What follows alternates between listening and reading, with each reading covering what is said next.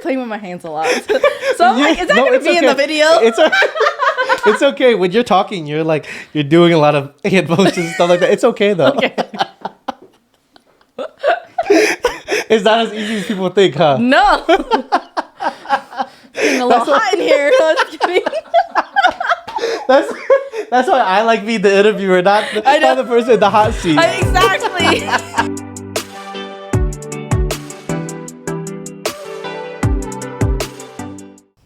All right, Alyssa, welcome to my podcast. Thanks for joining the show today. Thank you for having me. Of course. I'm excited. All the way from Denver. Yep. Yeah, for sure. So, Alyssa, let's talk about your journey and let's talk about your life. So, how has life been recently? Life has been good so far. Yeah. But life always has roller coasters, ups and downs. Yeah. But you just learn how to get over those hurdles, and yeah, it's all helps all your character development. For sure.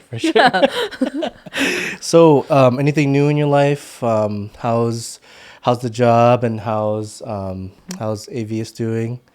So my job is really good. I work from home now.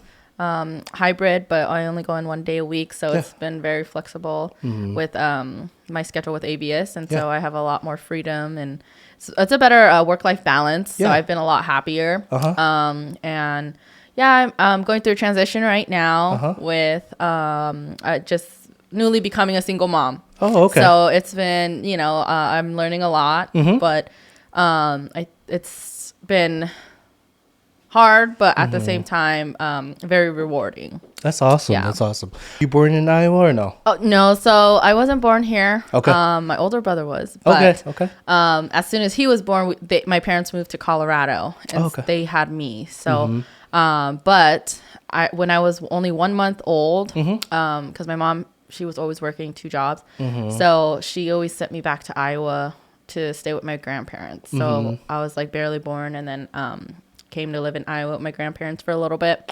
And I don't know how long I lived with them, maybe a month. And then I came back to my mom in Colorado. But that was a cycle as I grew up, because every summer I would just come back home. And so I practically was raised here, Nice. And so I didn't even take a step back, but so how we know each other in particular, you're one of Tasha's really good friends. I would say one of her best friends. And so how did you guys meet, and how did that relationship transpire? Yeah, it's actually really funny. So I remember when I had first just moved here to Iowa, because this is after I graduated, and I was living with my aunt, and my cousin took me out. They came to pick me up, and I was in West Des Moines. And coincidentally, Tasha lived near me at the time. So we went to her house. And I just remember it was my 2 guy cousins. And, we were at her place. And she just kind of gave me this look like, oh, my God, not, these guys bringing a girl over to my house. So I remember I instantly had to tell her, oh, don't worry, I'm just their cousin. I just moved here.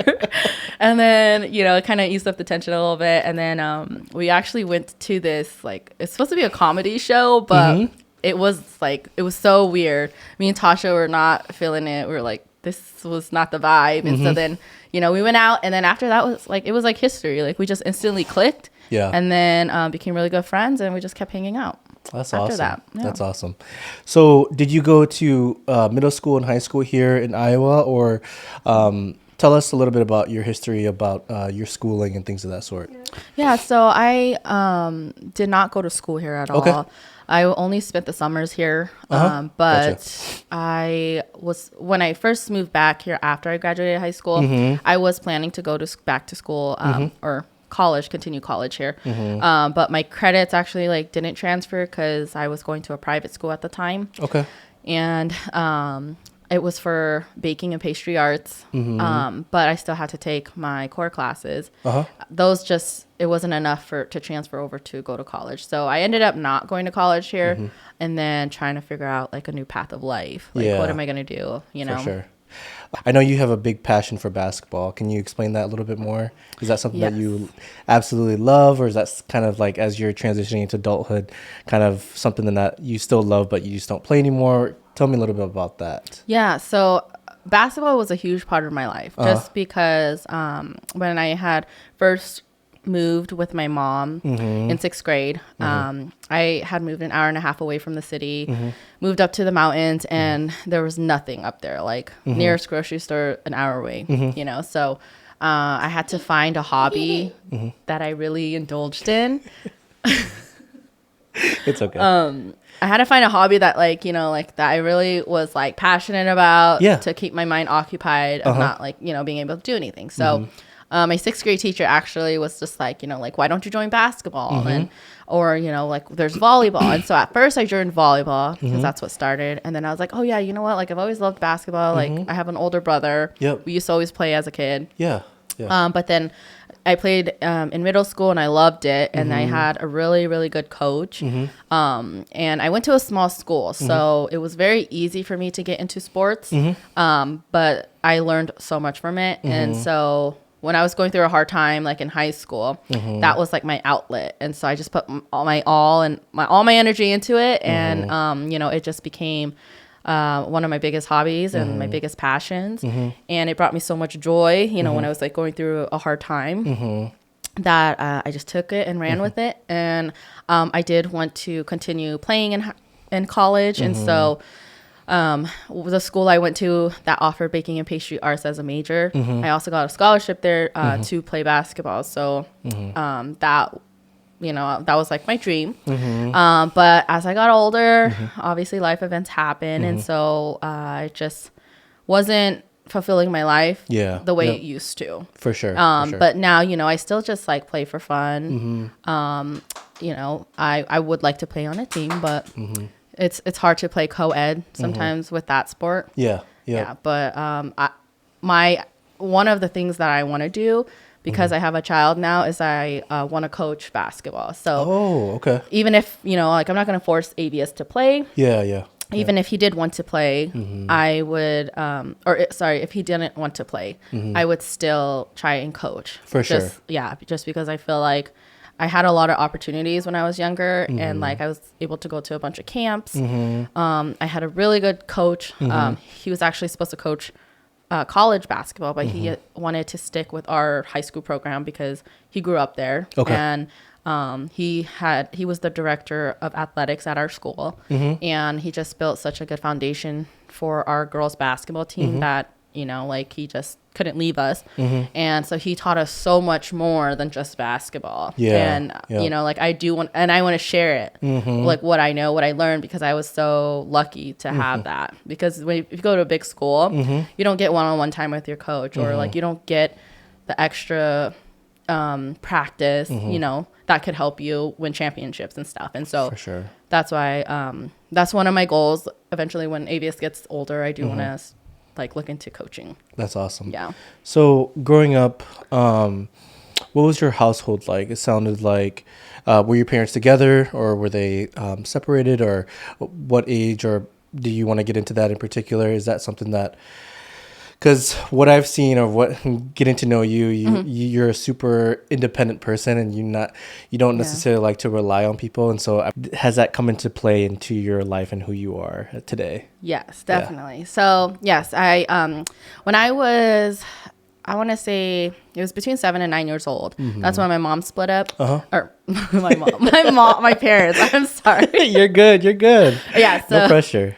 Between the ages of 7 and 9, that's when my parents split up. And it was a huge event in my life. And I was always like, obviously I was a child, never knew, you know, like, what was going on with my parents. My mom ends up leaving us, and so I remember actually the day when she left. So she had packed a bunch of clothes, and she, like, in these bags, but she, like, hid the top of it, but I knew they were clothes. And so I was just like, where are you taking all these clothes? And she's like, oh, I'm donating it, or I'm like giving it away to my friends. And then later that day, I never saw her after that. So she just left, didn't say anything about like where she was going. And then like I looked in her closet and it was like all empty. So that was like a really hard moment for me as a child. And then it took her maybe like 2 years to reach out. But like she had changed her number.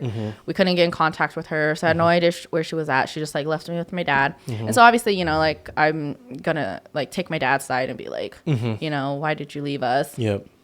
So 2 years later, she comes back into our lives, and she tries to fight my dad for full custody for me and my little brother. And at the time, I was like 10. So she had took my dad to court and hired a lawyer. But my dad thought that like they could just settle it, didn't need it. So he didn't have a lawyer. And in the state of Colorado, they always side with the mom. And because she had a lawyer to help fight for it, she ended up getting custody of us. So then like literally within a day, our life just like flipped. So then we had to like move all the way up into the mountains, which was an hour and a half away from my dad. And after that, and that like I was so upset because at first, you know, I'm a city girl and I lived in the city, and now I like live in the mountains, and I never been to the mountains, and I didn't realize that there was nothing around. Like when she took me to her house, it was just like this small cabin, probably the square footage of like this place. And so I was really upset, and like me and her never had a good relationship from then on. And we were supposed to go to therapy, and like that never happened. So we never like mended or rekindled our relationship. Yeah. So that relationship, is it because you and your brother, did it feel like, since it was kind of out of your comfort zone, were you like resentful kind of in terms of wanting to stay with your father? Is that? Yes. Okay, yeah, gotcha. definitely. So, and I think, and that like carried on throughout, the relationships. Yeah, like the whole time I lived with her. And so really? like, it was very rocky, and we never developed that relationship. And so, and then eventually she got full custody to where like, I never saw my dad. Yeah. And, but at the time, like, you know, it seems like really sad, but then also too, I was like so young, I didn't know. And then eventually, our relationship never rekindled. And then like during my senior year, she had kicked me out, and I ended up living with my best friend my senior year. And so I had like no relationship with her. But then, and I remember one thing I did tell her, which was like really messed up, but I told her, cause I had a little sister, and I told her, you know, like you now have a chance to prove that you can be a better mom than you were to me, because you're having another daughter. And so I was like, so, you know, make sure that you raise her the right way. And so before I left, so then once I like lived with my best friend, after that, when I graduated, she ended up reaching out, and then, you know, we started talking again. And then I finally found out the truth of like why she left. And so like, to me, I said, I really wish you would have told me the truth a long time ago, because we could have avoided this whole thing.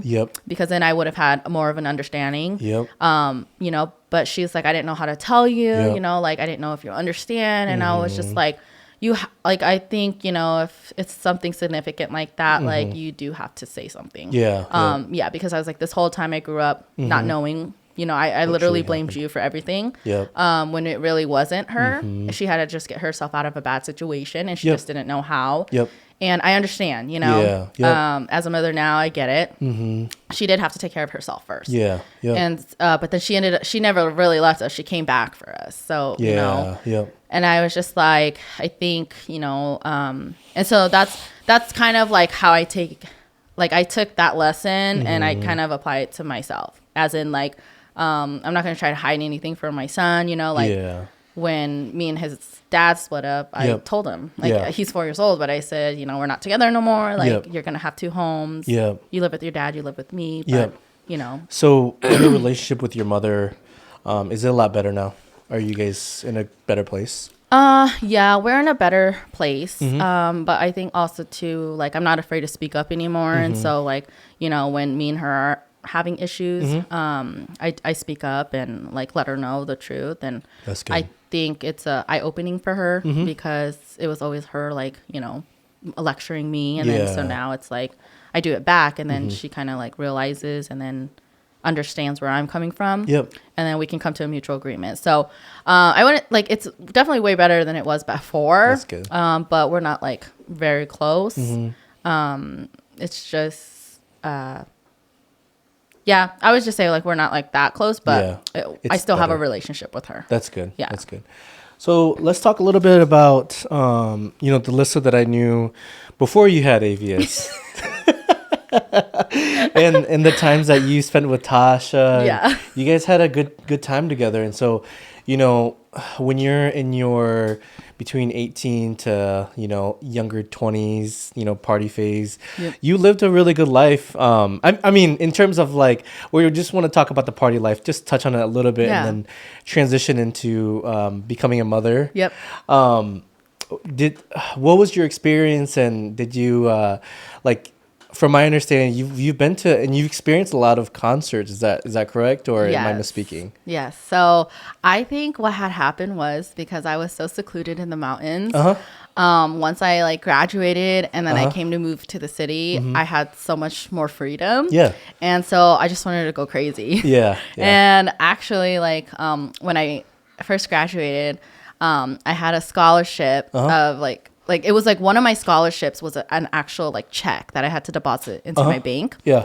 And at first I was just like, what do I do with this check? And they're like, oh, you deposit it and then you'll just use it for school. And so it was like $2,000. And I ended up using that money, my scholarship money, to go to EDC, Las Vegas.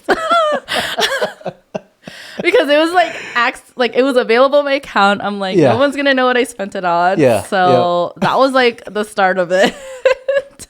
And how was that experience? You know, it was like one of the best experiences of my life. Like really? I 100% don't regret it. Yeah. Because that was not my only scholarship. But you know, I don't regret it. I think it really opened up my mind to a lot of things. And I think I actually found myself more when I was there. Yeah. Yeah. Because I came back like fulfilled. And I don't know if it was like altogether like the experience and yeah, just like I think it was just like experience that like made me. It's life changing. Yeah. Yeah. So another thing I want to touch on is you have a gift for bringing people together or making a lot of friends. You're really well known. I mean, I don't want to even just say the Asian community, but you have a big family base, and then you also have a natural gift of kind of just making new friends. How is that? What have you learned throughout all the relationships and friends that you've made throughout your lifetime, and especially the ones that are really close to you, and then the ones that are maybe just more acquaintances? What have you learned from those relationships? I've actually learned a lot of things from just talking to people, making a connection, and so I think for me when because I didn't have such a like strong relationship with my mom, and like I always confided in other people.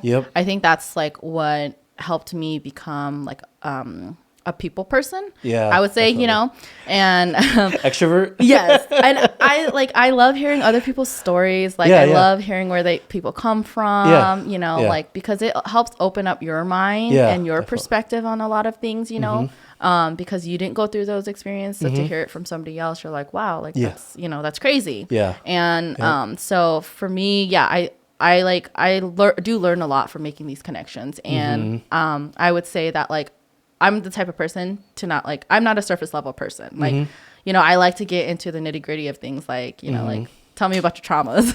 Tell me about your childhood trauma. Like, let's go that far back.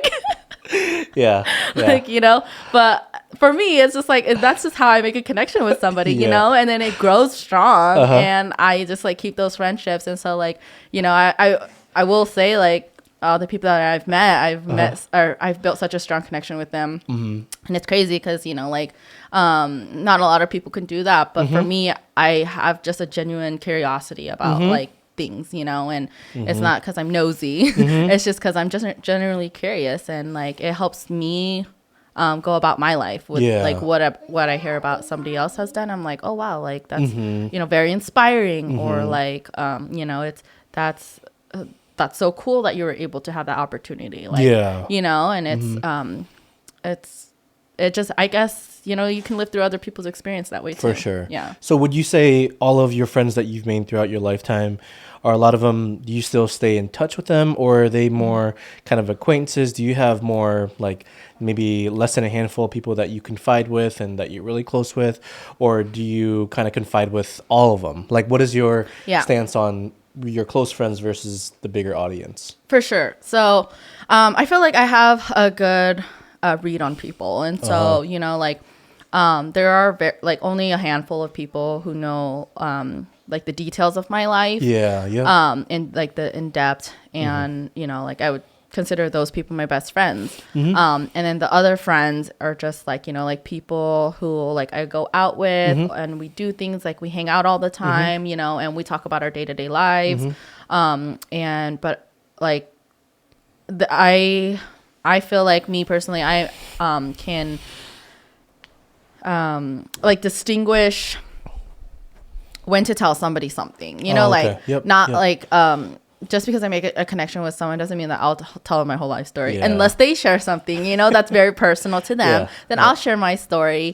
But if like I try to like nudge at them and they don't share something personal, then I won't share anything personal, you know. Makes sense. It just like becomes like this mutual thing. So but I do pick and choose about like what I say and who I say it to. Okay. Gotcha. All right, so transitioning, let's talk a little bit about your side business. What does that all entail, your baking side business? So I bake cakes and specialize in like more of birthday cakes. I have done wedding cakes before. And I do like party table treats. And so my like whole thing is being able to make art into edible pieces. That's awesome. And so because like as growing up, I always used to draw and I loved to draw. I loved art. And then I had a passion for baking. And then like I would watch like Ace of Cakes and Cake Boss. And I'm like, oh my God, like they literally turned like reality into something you can eat, you know, like, and so I've always just like loved it since then. And this was when I was like probably 10. And I've always had a passion for it. So I always knew I wanted to go to school for it.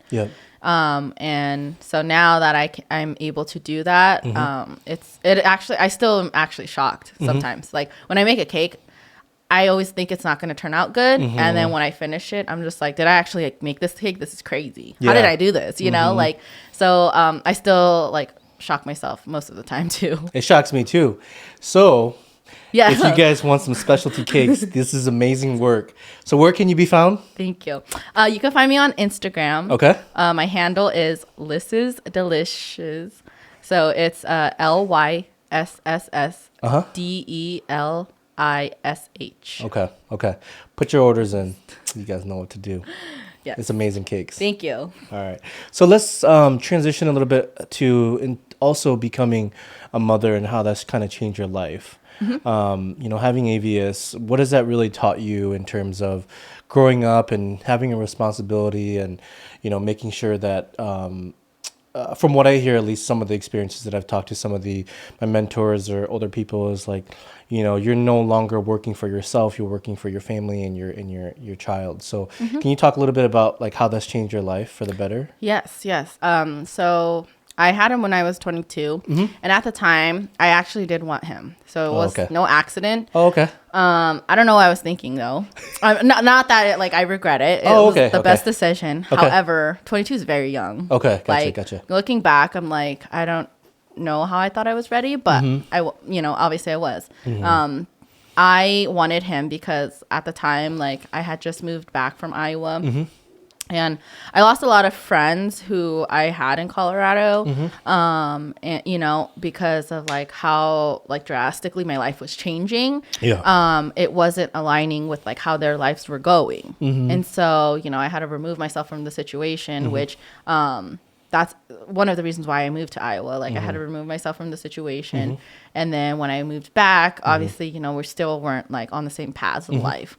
And so I felt really lonely. And then I always knew that I wanted to be a mother. Like I've always had that motherly nature because I took care of my little brother. I took care of my little sister, so I knew that I was good with kids and I knew how to take care of them.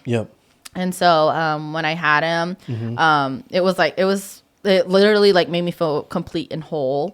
And one of the main reasons why I wanted him was because I wanted to prove to myself that I could be a better mother than my mom was to me. And because I didn't want to carry those characteristics, and the more people I've talked to, they have said, because of their childhood traumas, like they don't want children. Oh, But for me, like it was like the opposite. Yeah. Like I wanted a child because I'm like, you know I can be a good parent, and I want to be able to raise my child with a better life, and give them a better life than I had. And so having him has changed my life, but for the better. You know, like I grew up fast. Well, I've always had to grow up fast, but with him, it was just another addition. And for me, I don't feel like it was really a financial struggle like a lot of people are kind of worried about. I think it's an adjustment. Gotcha. Like I don't think that it like really puts me in a rut. I just feel like you sacrifice some things that you don't spend on yourself, to spend on your child.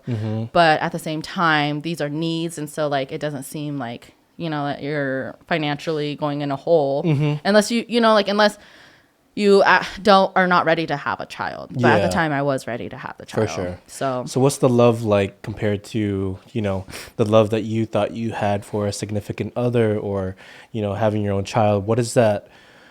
Can you describe what that love is like? Yeah, it's unconditional for sure. Unconditional. And it's so like nice and rewarding to see you raise this person to become like their own person.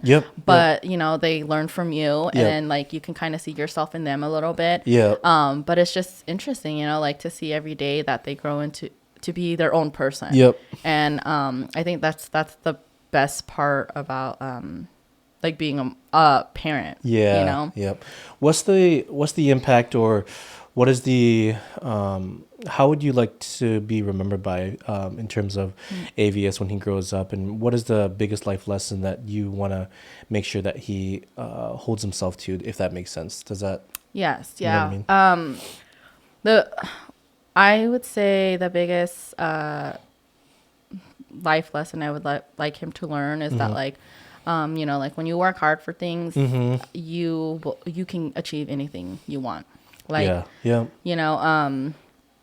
I guess growing up I didn't really have either of my parents, and so I had to work for a lot of things to get to where I'm at now, and it wasn't easy. Like it's not an easy road, but like as long as you work for it, you can get it. Like for instance, my business, I was so discouraged after I stopped going to school for baking, because I was like, I'm not good enough, like maybe this is just a hobby, like I'm not gonna make money from it. I really like put myself down, but then I tried to do it again, and then it just like blew up. But I worked until like I found a balance for it, but I didn't think that was gonna happen, and so I think for him, I would just love him to if he does find something he likes, like I want to be there to support him for sure all the way. But I just want him to know, like, if you really want something, you got to work for it. For it's sure. not going to come to you. And like, let's say I am a millionaire, I don't want to give him like things like I want him to still learn to work for things, and just be humble about it. Like, and I think that's actually the biggest life lesson is like just to be humble and like remember your roots and remember where you came from, because even if you're a millionaire, it's true. Like I don't want to flaunt that like I have all this money. Like I literally will tell everybody that I do not care what kind of car I drive. I will drive the jankiest car and I want you to think that I am poor. For sure. That's a good but like to have. But obviously I have money to do things, you know? And I just think that like, I think it's funny when people on the outside who don't know you judge you based off of like what you have, It's true. So true. Yeah. So then it's like, that's why I'm like, yeah, I don't care. Like for real, right now my car is pretty janky. Like I don't drive a nice car, okay?